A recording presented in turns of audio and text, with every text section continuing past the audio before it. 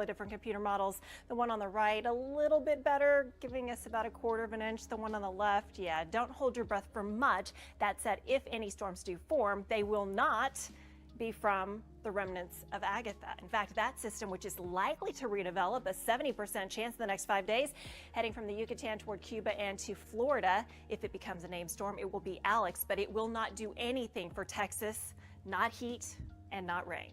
85 degrees outside right now. And as we continue through the night, clouds are going to encroach. We may even see some patchy little streamer showers or drizzle to start off your day on Wednesday. Just a 10% chance by afternoon. A little bit cooler than today. We hit 99 today. I'm forecasting 96 tomorrow. The record of 100 should be safe. Out in Atlanta, around 96, 95 in LaGrange, 92 degrees in Giddings. Plenty of humidity as well coming in from the Gulf. So I did want to mention to you that Thursday, though rain chances are slim, we are actually in a low-end chance of seeing a strong storm or two. Don't count on it, but it's a small possibility. So hour by hour tomorrow, best chance of any stray showers to our east. Heading into Thursday, there may be some storms early morning in the hill country, and then into the afternoon, not much coverage, but a storm or two might be on the strong side. And then we get a little respite from the heat Friday, 92, but look where we're headed Sunday, Monday, and Tuesday. Triple digits and records. We'll be right back.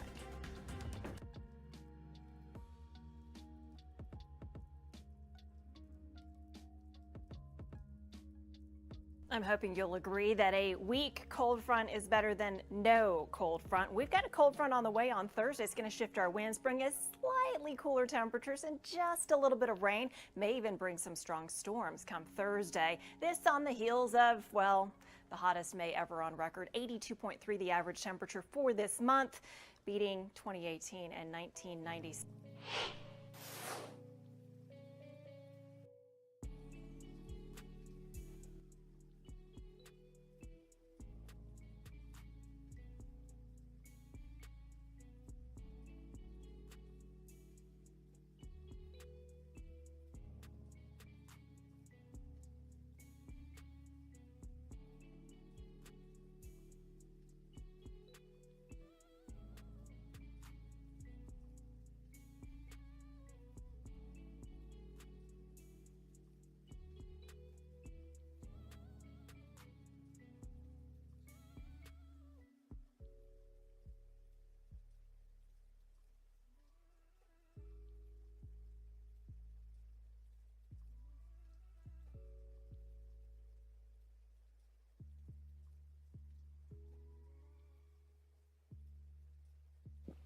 It should work now. How's that? It's weird. I thought it was programmed to work. Bob says go for weak cool front. No, we want to hype this thing up. We're going to see temperatures drop by 2 degrees.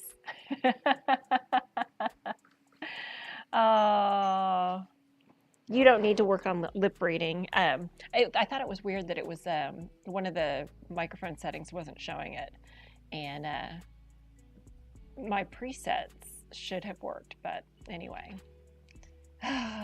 You know what? Every time stuff happens like this, like the wind out of my sails, all I want is for things to go smoothly without having to explain myself around the fact that sometimes I, don't do a good job with these things. My husband was mentioning the other day, he's like, maybe you're overcomplicating things. And I was like, no, I want to do this. I like doing it this way. And then every time I do something wrong, I'm just like, so anyway, apologies. Thank you all for bearing with me. And yeah, let's just get this show on the road. No more talk, just weather. All right, so a cold front is on the way.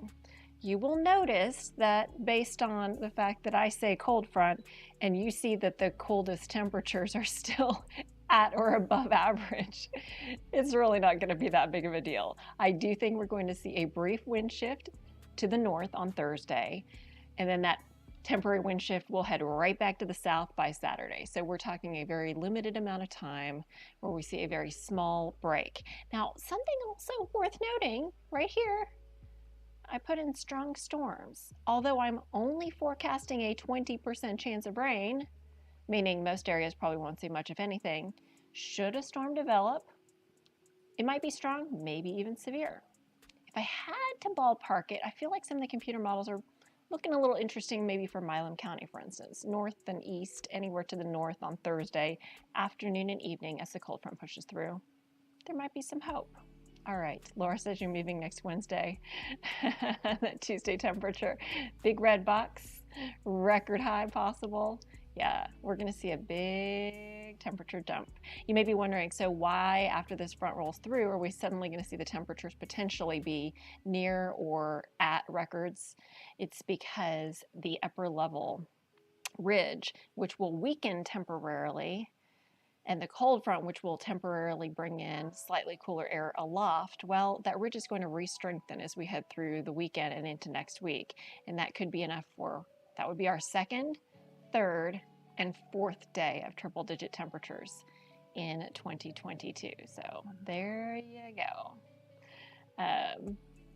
Charles says cold front in the 90s is better than hundreds plus. Yeah, that's what I think too.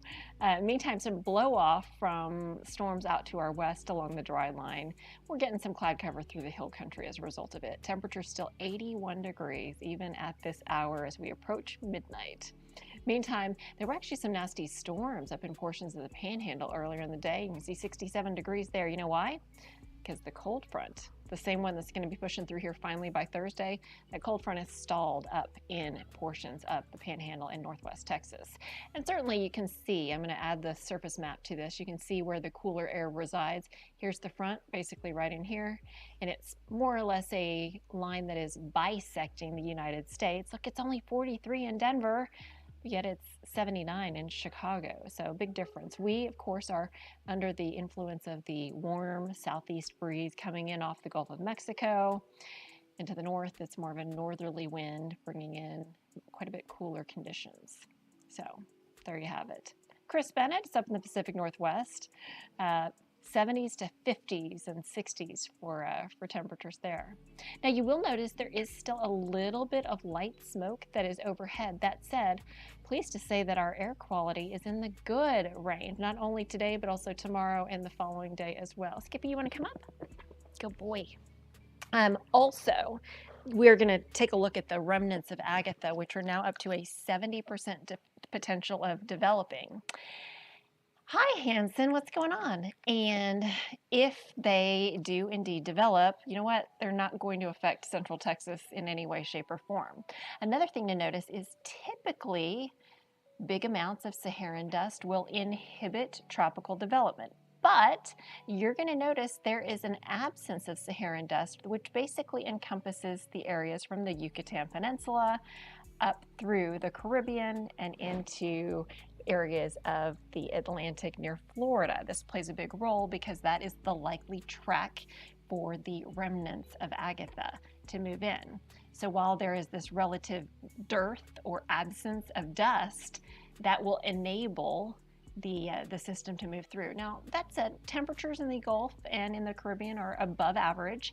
There is some wind shear, and the reason that we will not be dealing with any of the tropical system is in part because of that cold front that's going to be pushing through, even though it's a cold front in quotes. And then you can see the dust is going to become a little bit more pervasive next week, which should mean a quiet, at least through the Atlantic, setup as far as any waves that might try to come off of Africa. Temperature-wise, we hit 99 degrees for a high for your, I don't know why this is saying Monday. I think I must have it selected to yesterday. Maybe so. Anyway, trust me, it was Tuesday, May 31st. There you go. Oh, no, it says June 1st because it just hit midnight. I can't win, can I? But anyway, May 31st, the temperature hit 99, 1 degree away from a record, 96 out at the airport, 4 degrees away from record. See what I was telling you about? This is why I get so down on myself and frustrated whenever things don't go exactly according to plan. And then I have to explain myself. Like, here's why I did this thing wrong today. Air quality will be in the good range for your Wednesday, Thursday, and Friday. Guess what's back? Allergy reports are back. Grass is moderate, oak, mulberry, pecan, pine, and mold all in the low range. I don't know about you, but I think everyone deserves some time off. And the allergy clinic up in Georgetown took a week off. Well timed, because typically this is kind of low season as far as allergies are concerned. Hanson's doing well, tired, crazy weekend, into this week at work. Oh, I bet. All right, so likely you have heard the news. This is the hottest May on record. We made history in 2022. To let you know, we not only did it, but we did it in a big way. Our average temperature, 82.3 degrees. Number two, 2018 and 1996 both tied with 80.6 degrees. How do we come up with the average temperature? Well, you take your highs and you take your lows, you add them up, and then you divide by 2, and that gives you your average temperature over the course of 31 days of May. Bob suggests using Z time. You guys familiar with Zulu time or Greenwich Mean Time, GMT? That's what a lot of meteorology is based on. That's why sometimes you'll see weather maps where we talk about 0Z and 12Z for times. I say let's just simplify it.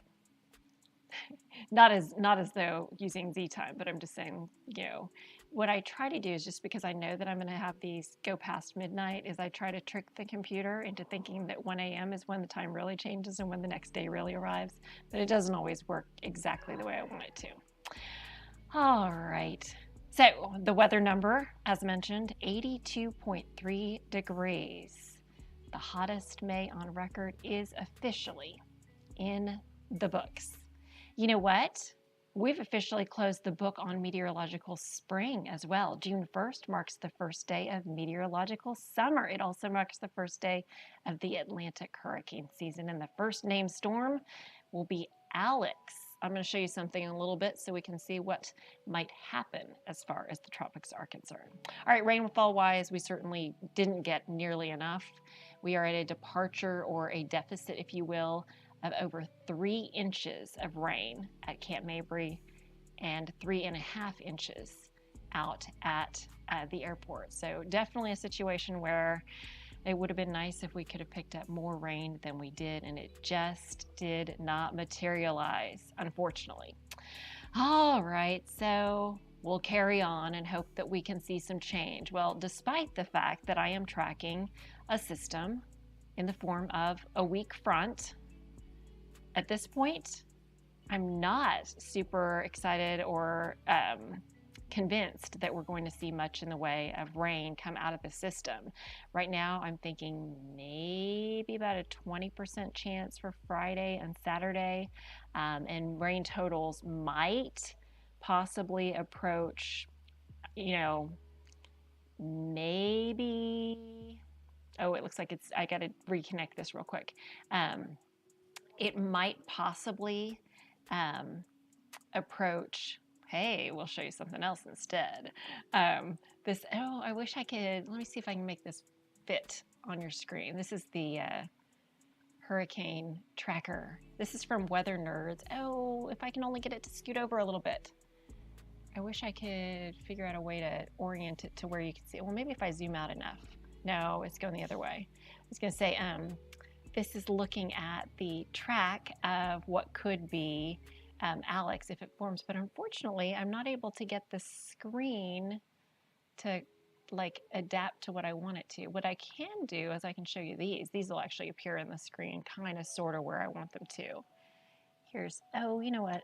This is what I'll do. I'll do this. Voila! There you go. Okay. So these that you're looking at right now are the possible tracks of the remnants of Agatha, which are going to be pushing from Mexico across the Yucatan Peninsula, potentially emerging into either the Caribbean or the Southern Gulf, and then maybe moving across Florida. So there's that. Here's a couple other solutions. And while you're looking at that, I'm going to re-log in on my computer. For whatever reason, it decided it was just going to stop. Oh, I did mention to you that I really get annoyed with myself when things don't go according to plan, right? Just making sure you're aware of that. It is a thing. And when it rains, it pours. And it always makes me not only, oh, it says it's not opening. Hold on. Caps lock is not on. Make this work. It's saying caps lock is on. Ha. Note to self, make sure caps lock is not on when you're looking at weather maps, okay? Anyway, it'll be interesting to see what happens in the tropics. That is for sure. Let me go ahead and show you. This is what I was trying to show you earlier. It just wasn't popping up in the right frame.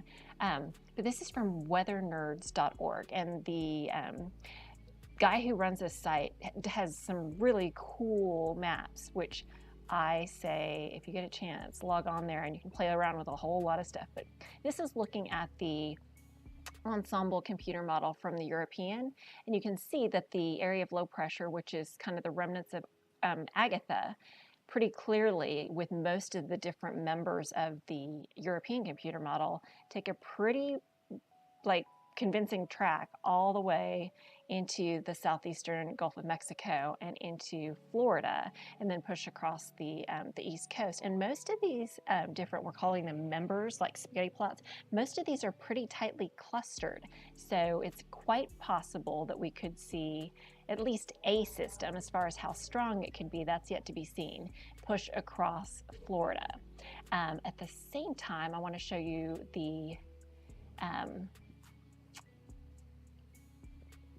Gfs Ensemble, and we'll do the same kind of thing where we'll take a look at what it is doing. And so this is a different computer model, but it has kind of a general same idea, maybe a little bit farther to the south with its tracks versus the European computer model. So either way, it is very obvious that Texas does not get any of this.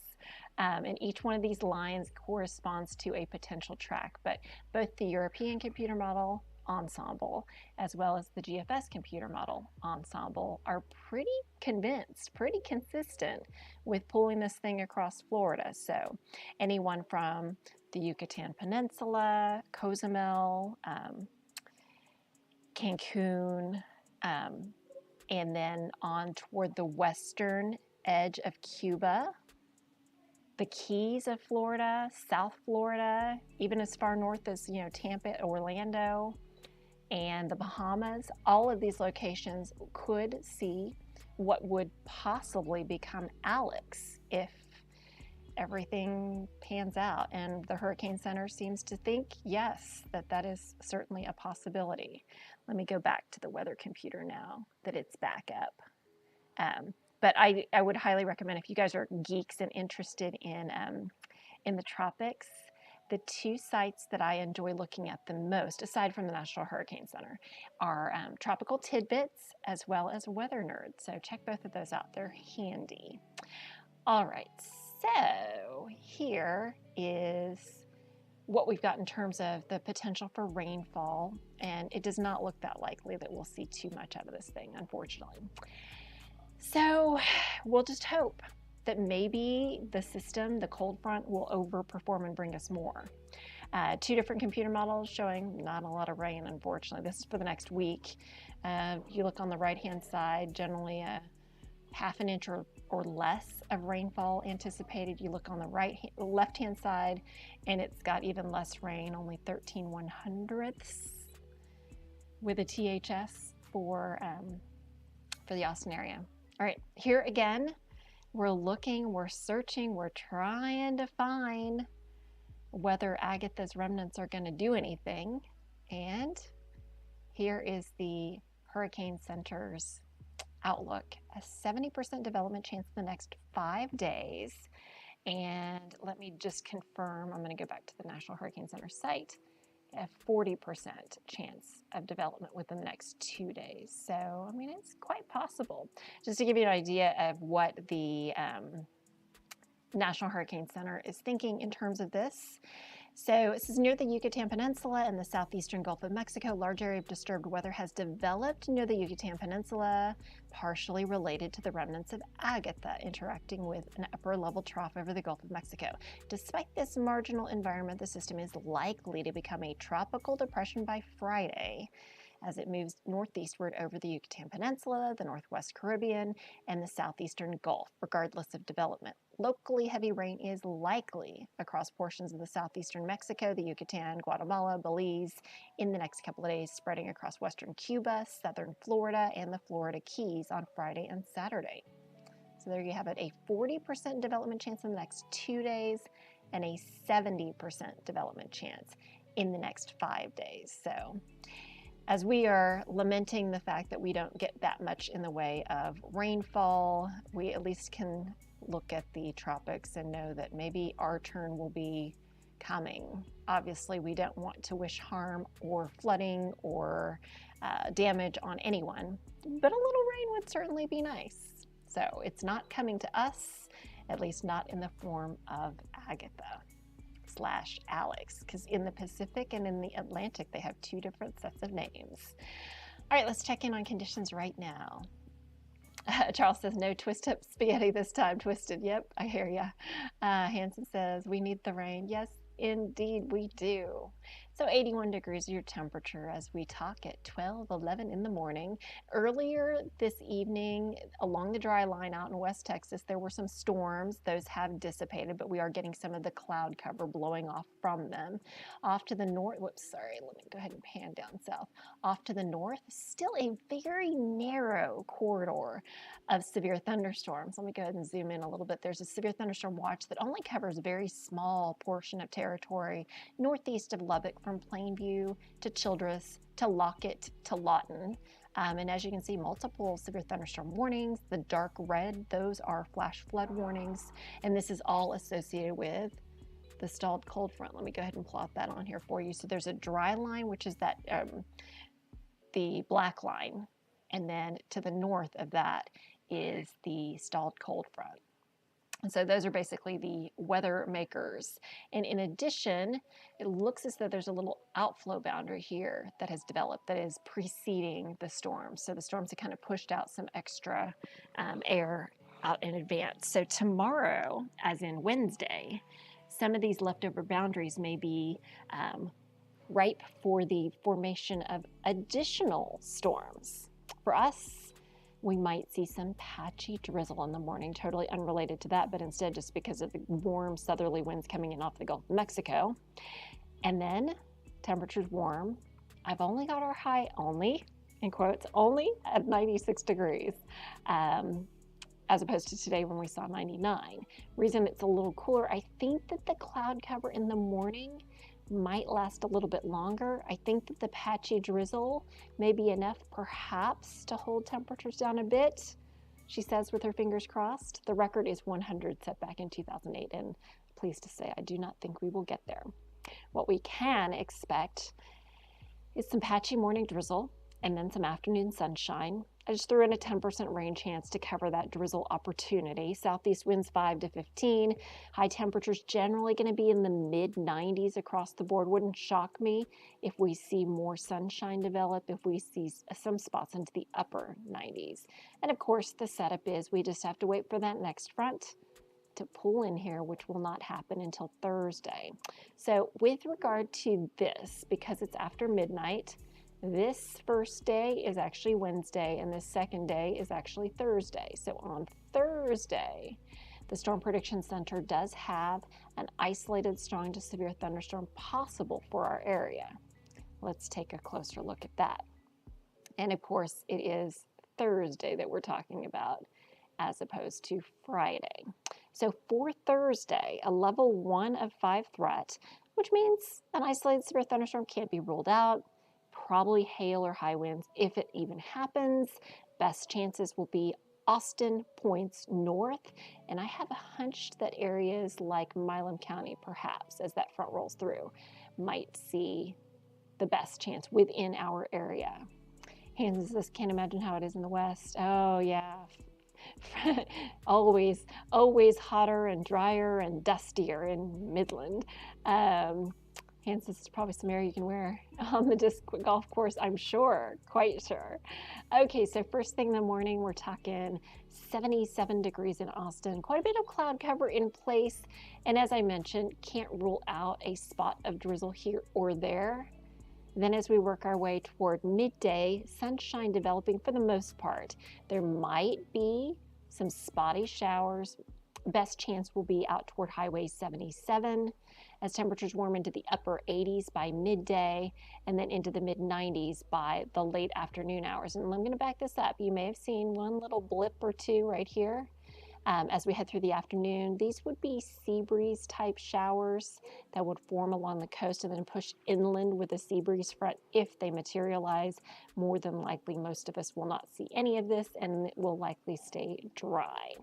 But as we head toward Thursday, let me go ahead and advance through time. And first thing I wanted to point out to you is that Wednesday night and into Thursday, we may see a few storms that try to develop out in advance of the cold front. And you can see by about 1:30 in the morning, there is a boundary that could be very close to our area, perhaps bringing a storm or two on an isolated basis to places like Llano and Burnett counties.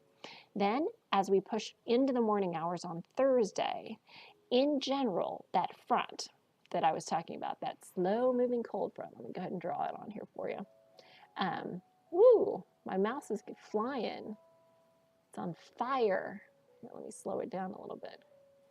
The mouse is like in overdrive. So in general, in the morning, we might already have this northerly wind kind of bisecting our area. To the south and east, much warmer to the north and west, the warm air being kind of shoved out a little bit. And then, oops, I didn't mean to use that. I meant to use the regular pointer. So we may have more of a northerly wind here and more of a southerly wind here, and that cold front slowly sagging to the south. So the big question is, how quick will that front progress southward, and will we get hot enough in advance of it that we could see a few decent storms pop? Again, I've only got a 20% rain chance, so yes, it's possible, but no, not really likely. So as we make our way toward the afternoon hours, that front basically going to make its way right through our southernmost areas by about 4 o'clock in the afternoon. So behind the front, we will see a shift in the wind to the north-northeast, slightly cooler air possible. With the front itself, can't rule out a storm or two. Let me show you kind of the very spotty nature from this particular computer model, showing not a lot, but hey, something's better than nothing at all. Charles says, I'd have to use your windshield wipers again in the morning on the way to work. Yeah, you might get some drizzle yet again. By the way, thanks for your report telling me about that, since you were up early. So anyway, we'll watch. At the very least, we'll get a wind shift. It'll be slightly cooler, but rainfall potential, I mean, I've mentioned to you already, it just doesn't look all that impressive. Most areas going to be looking at maybe 1/4 of an inch or less through the next 7 days, the majority of that falling Thursday and Friday, the way things are looking. Off to the north, slightly better in the rainfall department, with some pockets in purple, which would be 1.5 inches or more. Meantime, 7-day forecast. Big time warm up next week. We're talking 98 Saturday, the record is 99. 100 Sunday, the record is 101. 102 Monday, the record is 103. And finally on Tuesday, the record is 100. So bing, bing, bing, I am forecasting a record-setting high of 102 degrees. So the Climate Prediction Center currently has us outlooked in an excessive heat zone for next week. In case you're wondering, the outlooks for the next 6 to 10 days, warmer and drier. The outlook for the next 8 to 14 days, warmer and drier. The outlook for the month of June, warmer and drier. Do you see where we're heading with this? So the count thus far, 1 day of triple-digit heat. Take Sunday, Monday, and Tuesday, that would put us up to 4. The record is 90, set back in 2011. So 4 sounds pretty reasonable so far. I just hope we don't continue adding day by day, by day, by day, by day. Speaking of which, I'm actually going to check and see what the latest GFS computer model is showing as far as temperatures. You know, it's actually, I'm going to show you this real quick. This is somewhat promising. This is looking at the deterministic outlook. Sorry, let me pull that all the way up. This is looking at the deterministic outlook for temperatures from 2 different computer models. On the top, this is the NAM computer model. It's got a high of 95 for Wednesday, a high of 93 for Thursday, and a high of only 90 for Friday. I mean, we'll take that, right? In addition, with the winds turning out of the northeast and clouds, it might feel a little bit better. Dew points, not incredibly better, but somewhat. We'll go from low 70s for dew points ahead of the cold front, and behind the cold front we'll see mid to upper 60s for dew points, which is somewhat better. Okay, now let's look at the GFS computer model. It's showing a high of 94 for Wednesday, a high of only 90 on Thursday, in large part due to about a 30% chance of a shower or a storm, and a high of 93 degrees on Friday. So any of that's better than 99. Do you agree? I think so. Ray, thanks for checking in from Meterworld, and thanks for your update, nice and quiet there. In addition, the GFS computer model does shift our winds to the north as early as Thursday morning, as opposed to later on in the afternoon Thursday. So if we get that northerly wind shift earlier on in the day, it does make sense that temperatures would be a little bit cooler. So definitely something to keep in mind and keep a watch on. I do want to show you, though, the outlook from, this is weathermodels.com. This is going to be the 16-day daily temperature outlook from the GFS, that's the American Computer Model, Ensemble, which means this is taking into account all the different members. And this is ugly. Like, can we say ugly? This is ugly with a capital U. Okay, so what we're looking at is, should this actually pan out, we might see triple digits start Sunday and continue every single stinking day through at least Wednesday, June 15th. I hope this is wrong. I hope this does not materialize. I do not like it one little bit, Sam I am, but it's possible.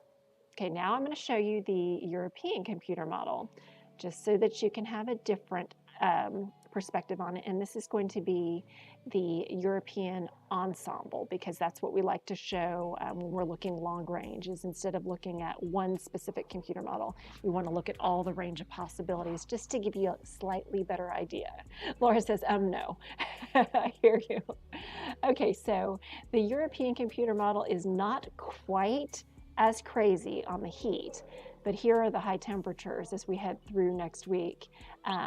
Instead of triple digits each day, it's got by Sunday 98, Monday 98, 99 Tuesday, 98 Wednesday, 99 next Thursday, 100 for June 10th, 98, 96, 97, 98. So the European computer model is not quite as hot, but it's definitely not cool either.